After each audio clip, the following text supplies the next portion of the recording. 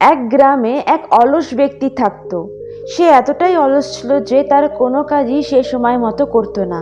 সে প্রায় অনেক বেলা পর্যন্ত বিছানায় শুয়ে থাকতো। তারপর যখন সে ঘুম থেকে উঠতো, কখনো এখানে বসে থাকতো, কখনো কারোর সাথে কথা বলতে লাগতো, আবার কখনো অপ্রয়োজনীয় কাজ করতে শুরু করতো। এইভাবেই তার সকালের সময় কাটতো। তারপর দুপুর হলে সে ভাবতো, এখন তো দুপুর হয়ে আসছে, সেজন্য খাবার খাবো, তারপর কাজ করব। তারপর যখন খাবার খেত তখন ভাবতো, আমি কিছুক্ষণ বিশ্রাম নেব, তারপর আমি কাজ শুরু করব। সে যখন বিশ্রাম নিতে শুয়ে পড়তো তখন সে ঘুমিয়ে যেত এবং 1.5 থেকে 2 ঘন্টা গভীরভাবে ঘুমাতো। যখন সে ঘুম থেকে উঠতো, সন্ধ্যা ঘনিয়ে আসতো এবং ভাবতো তাড়াতাড়ি কাজ শুরু করব। কিন্তু অভ্যাসের কারণে অপ্রয়োজনীয় কিছু কাজ শুরু করত, বা বন্ধু বা প্রতিবেশীদের সঙ্গে আড্ডা দিতে শুরু করত। এভাবে তার সন্ধ্যা কেটে যেত। রাত আসতো, তখন সে রাতের খাবার খেয়ে ঘুমাতে যেত। তখন সে আত্মবিষণ্ণতায় ভরে যেত। সে ভাবতো তার আজকের দিনটিও নষ্ট হয়ে গেল। সে রাতে ঘুমাতো এই দৃঢ় সংকল্প নিয়ে যে আগামীকাল খুব ভোরে উঠে তার কাজ শুরু করবে। সে কোনোভাবেই দেরি করবে না বা অলসও হবে না। কিন্তু সকাল হলে তার অলসতা তাকে আবার গ্রাস করে এবং তার বিছানা ছাড়তে আর ভালো লাগে না। সে দেরি করে ঘুম থেকে উঠত। অভ্যাসগতভাবে সে অলসতা এবং বিলম্বের চক্রে আটকে গিয়েছিল। এমন নয় যে সে অলসতা ছাড়তে চায়নি, সে তার অলসতার অভ্যাস ছাড়তে চাইছিল, কিন্তু পারেনি।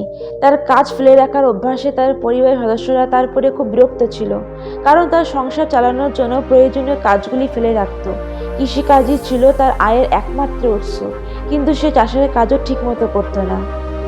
সময় মতো লাঙল বা বপনও করতো না, ফসলের সঠিক যত্ন নিত না, সময় মতো ফসলে জল দিত না, যার কারণে তার ফসল অন্যদের তুলনায় কম হতো।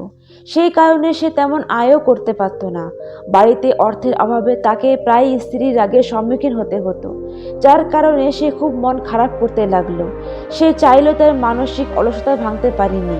একদিন বাড়ির বাইরে বসে অলসতা থেকে মুক্তি পাওয়ার উপায় ভাবছিল। এমন সময় হঠাৎ তার চোখ পড়ে বাড়ি থেকে কিছুটা দূরে নির্মিত একটি মন্দিরে। এক পূজারী দেখে সে অলস ব্যক্তির ওনার সুশৃঙ্খল দৈনন্দিন রুটিনের কথা মনে পড়ল। ইনি ভোর 4টের আগেই ঘুম থেকে উঠে গ্রামের বাইরে নদীতে স্নান করেন। পরে যখন অধিকাংশ গ্রামবাসী ঘুমিয়ে থাকে, তার পূজা, ধ্যান ইত্যাদি মগ্ন থাকেন।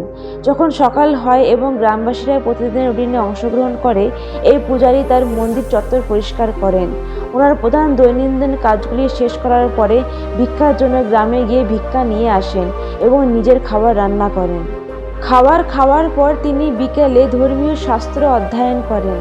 তারপর সন্ধ্যায় মন্দিরে আসেন, ভক্তদের সাথে ধর্ম উপদেশ এবং কথোপকথন করেন।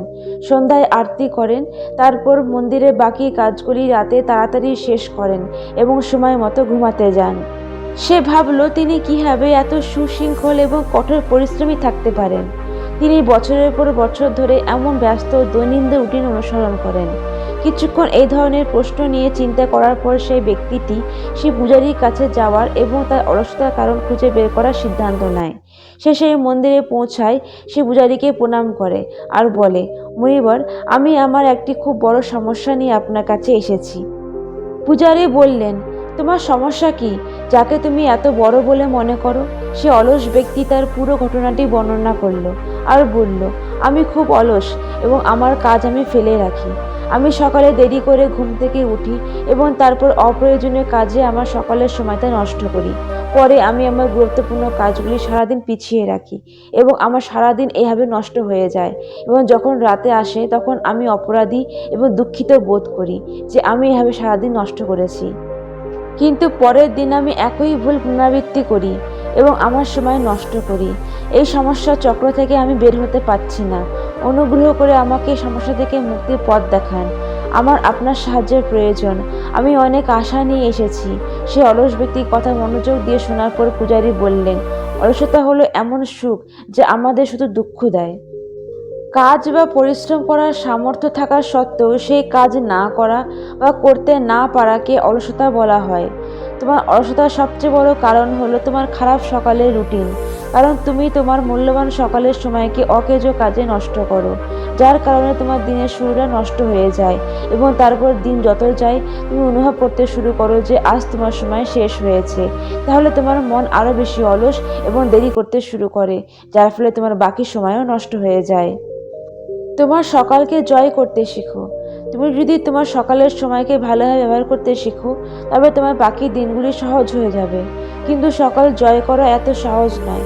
এর জন্য তোমাকে তোমার সকালে কিছু গুরুত্বপূর্ণ অভ্যাস অন্তর্ভুক্ত করতে হবে।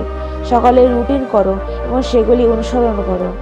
তাই আজ আমি তোমাকে এমন 7টি সকালে অভ্যাসের কথা বলবো, যেগুলি যদি তুমি তোমার সকালের রুটিনে অন্তর্ভুক্ত করো, তাহলে তুমি শুধু তোমার অলসতা থেকে মুক্তি পাবে তাই নয়, বরং একজন সুশৃঙ্খল এবং শক্তিশালী ব্যক্তিত্বের মানুষ হয়ে উঠবে।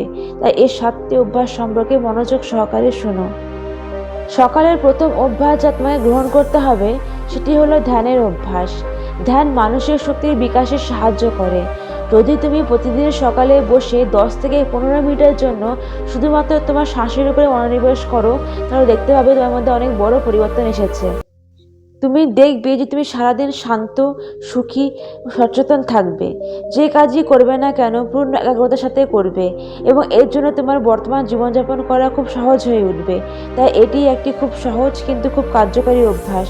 সেজন্য এই অভ্যাসটিকে সকালের রুটিনে অন্তর্ভুক্ত করো। সকালের দ্বিতীয় অভ্যাসটি হলো কৃতজ্ঞতা প্রকাশ করা। সকালের পরিবেশ শান্ত এবং মনোরম থাকে। প্রকৃতিতে এই সময় একটি আলাদা পরিবেশ থাকে। তাই এই মহাবিশ্ব বা ঈশ্বরের প্রতি কৃতজ্ঞতা প্রকাশ করার জন্য উপযুক্ত সময়, যা তুমি তোমার জীবনের সমস্ত ভালো জিনিস, ভালো মানুষ এবং ভালো পরিস্থিতি যা তোমাকে খুশি করে তার জন্য ধন্যবাদ বলো। যখন আমরা কৃতজ্ঞতার অনুভূতি নিয়ে আমাদের দিন শুরু করি, তখন সমস্ত বাধা তোমার কাছ থেকে সরে যেতে শুরু করে এবং নতুন সুযোগের দ্বার খুলতে শুরু করে। তখন আমরা অভিযোগ করার দিকে বোধ করি না, বরং কিছু করতে চাই। কৃতজ্ঞতা প্রকাশ করা মনের ইতিবাচকতা এবং আনন্দের মাত্রা বৃদ্ধি করে, যার কারণে মানসিক রোগ এবং মানসিক ব্যাধি দূর হতে থাকে। জীবনের সকল অতৃপ্তি এবং ঘাটতির অনুভূতি দূর হয়ে যায়। জগৎ থেকে আমরা যা কিছু পেয়েছি তার প্রতি আমাদের মনে কৃতজ্ঞ বোধের কারণে আমরা সুখী বোধ করি। তারপর সুখ অর্জিত হয়। এই সুখের ঢেউগুলি আমাদের থেকে নির্গত হয় এবং সারা বিশ্বে ছড়িয়ে পড়তে থাকে। এই সুখের ঢেউগুলি আমাদের থেকে আশেপাশের পরিবেশে ছড়িয়ে পড়তে থাকে, যার ফলে আমাদের সহ সমগ্র মহাবিশ্ব সুখী হয়। প্রতিদিন কৃতজ্ঞতা জীবনের সুখ, শান্তি এবং সমৃদ্ধির দ্বার খুলে দেয়। একইভাবে তৃতীয় অভ্যাসটি হলো ব্যায়াম। সকালের রুটিনে ব্যায়াম অন্তর্ভুক্ত করা খুবই গুরুত্বপূর্ণ। ব্যায়াম করা একজন মানুষকে অলৌকিকভাবে পরিবর্তিত করে। নিয়মিত ব্যায়াম করলে ব্যক্তির মন ভালো হয়ে যায়, খুব হাসি খুশি এবং উত্তেজিত থাকে। সারাদিন শরীরে শক্তি থাকে, শরীর শক্তি এবং আকর্ষণীয় হয়ে ওঠে। আমরা যা খাই এবং পান করি তা শরীরকে উৎসাহ দেয়। চতুর্থ গুরুত্বপূর্ণ অভ্যাসটি হলো ভালো বই পড়া। পৃথিবীর সফল মানুষদের একটা অভ্যাস আছে যে তারা ভালো বই পড়তে পছন্দ করে। বই পড়ে মানুষ ক্রমাগত নতুন কিছু শিখতে থাকে, যার ফলে তারা অন্য মানুষের তুলনায় অনেক এগিয়ে যায়। আমাদের প্রিয় বই পড়তে পড়তে এতটাই হারিয়ে যাই যে আমরা আমাদের চারিপাশের ঘটনাগুলির দিকে মনোযোগ দিই না। যদি এটি না থাকে তবে এটি একটি ধ্যানের প্রক্রিয়ায় পরিণত হয়। তাই যাদের ধ্যান করতে সমস্যা হয় তারা প্রিয় বই পড়া শুরু করা উচিত। বই পড়ার অনেক উপকারিতা আছে, যেমন এতে একাগ্রতা বাড়ে, মানসিক চাপ কমে, কথা বলা আর লেখার শিল্পর বিকাশ ঘটে, কল্পনা শক্তি বৃদ্ধি পায়, স্মৃতিশক্তি বৃদ্ধি পায়, ভালো ঘুম হয়। একজন মানুষকে সেজন্য অবশ্যই প্রতিদিন সকালে বা রাতে ঘুমানোর আগে বই পড়া উচিত। সকালের পঞ্চম অভ্যাসটি হলো লক্ষ্য নির্ধারণ করা। সকালে আমাদের মন আরও শান্ত এবং পরিষ্কার হয়ে ওঠে। আমরা আরও স্পষ্টভাবে চিন্তা করতে পারি কোনো দিন কোন কাজটি করতে হবে, কোন কাজটিতে হাত দিতে হবে, কোন নতুন কাজটি শুরু করতে হবে। এসব বিষয়গুলি খুব ভোরে পরিকল্পনা করা উচিত। লক্ষ্য নির্ধারণ করা কেন এত গুরুত্বপূর্ণ? কারণ আমাদের মন এতটাই চঞ্চল যে একদিকে এগোতে প্রস্তুত নয়, বরং যেদিকে মন ভালো লাগে সেদিকে কাজ করে। মনের আকাঙ্ক্ষাগুলো হলো আবহাওয়ার মতো, যা প্রতি ব্যবধানে পরিবর্তন হতে থাকে। যখন আমরা আমাদের লক্ষ্য নির্ধারণ করি, তখন আমাদের লক্ষ্য আমাদের কাছে স্পষ্টভাবে দৃশ্যমান হয় এবং লক্ষ্য নির্ধারণের মাধ্যমে আমরা আমাদের মনকে অনেকাংশ নিয়ন্ত্রণ করতে পারি। আমরা আমাদের মনকে নিবদ্ধ রাখতে পারি এবং একটি কাজে মনোনিবেশ করতে পারি। জল পান করা হলো সকালের ষষ্ঠ অভ্যাস। সকালে ঘুম থেকে ওঠার সঙ্গে সঙ্গে জল পান করা শরীরের জন্য অমৃতের কাজ করে। রাতের বেলায় যেটুকু জলের ঘাটতি হয়েছে, সকালবেলায় সেই জলটুকু পান করলে ঘাটতি পূরণ হয়ে যায়। সারাদিনের শরীর শক্তিতে ভরপুর থাকে। জল পানের একটি সুবিধা হলো আমাদের সারাদিনে বারবার তৃষ্ণা লাগে না। পর্যাপ্ত পরিমাণে জল পান করলে এর অনেক উপকারিতা রয়েছে, যেমন এটি শরীরকে সঠিকভাবে পরিষ্কার করে এবং ত্বক চকচকে সুন্দর দেখায়। মস্তিষ্ক দ্রুত কাজ করে, হজম শক্তির উন্নতি ঘটে এবং শরীরে ওজন নিয়ন্ত্রণ হয়, যার ফলে শরীরে অলসতা এবং ক্লান্তি কম থাকে। সকালের সপ্তম ভালো অভ্যাসটি হলো ভালো এবং পুষ্টিকর খাবার খাওয়া। সকালে দিনের প্রথম খাবার খাওয়া হয়, তাই এটি পুষ্টিকর এবং ভালো খাওয়া উচিত। এটা করলে সারাদিন ক্ষুধা এবং ক্লান্তি থাকে না, যার ফলে কাজের প্রতি ভালোভাবে মনোযোগ দেওয়া যায়। এটা বলে পূজারী তার কথা শেষ করলেন। বন্ধুরা, আজকের সময় আরেকটি খারাপ অভ্যাস হলো যার কারণে মানুষের সকালের রুটিন নষ্ট হচ্ছে, এবং এই অভ্যাসটি হলো ঘুম থেকে ওঠার সঙ্গে সঙ্গে মোবাইল ফোন চালু করা। আজকাল মানুষ সকালের শুরুটা ঘুম থেকে ওঠার সাথে সাথে মোবাইল দিয়ে শুরু করে। সকালে ঘুম থেকে ওঠার পর আপনাকে 1.5 থেকে 2 ঘন্টা স্ক্রিন দেখা উচিত না। মোবাইলটি আমাদের সুবিধার জন্য তৈরি করা হয়েছে, এটি খুব ভালো বিষয়, কিন্তু মোবাইলটি যদি আমাদের অসুস্থ দুর্বল করে, আমাদের সময়কে নষ্ট করে, তাহলে সেটি খুব খারাপ বিষয়। তাহলে এই ছিল সকালের অভ্যাস।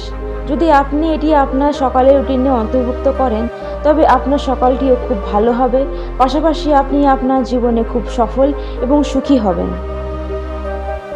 বন্ধুরা, ভিডিওটি ভালো লাগলে চ্যানেলটিকে অবশ্যই সাবস্ক্রাইব করো, লাইক আর শেয়ার করতে ভুলো না।